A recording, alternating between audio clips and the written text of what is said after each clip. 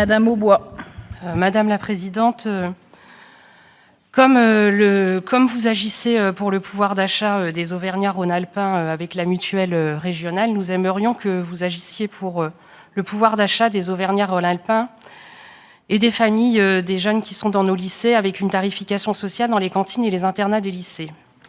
La restauration scolaire et l'internat ont un coût qui peut se révéler important pour les familles, notamment les plus modestes, alors qu'elles devraient en être les principales bénéficiaires.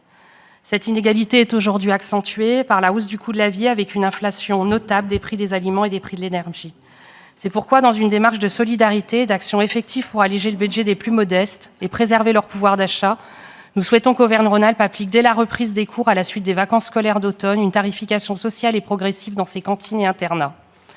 Pour les cantines, cette tarification pourrait prendre la forme de 5 à 10 tranches progressives en fonction du quotient familial.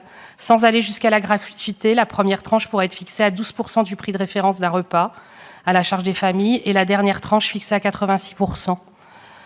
La différence entre le prix de référence et le prix payé par la famille serait financée par la région qui prendra donc en charge entre 14 et 88% du prix du ticket repas.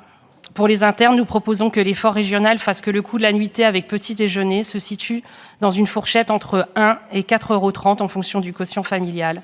À l'échelle d'une année, cette tarification sociale et progressive représentera une économie de plusieurs centaines d'euros par enfant pour les familles les plus modestes.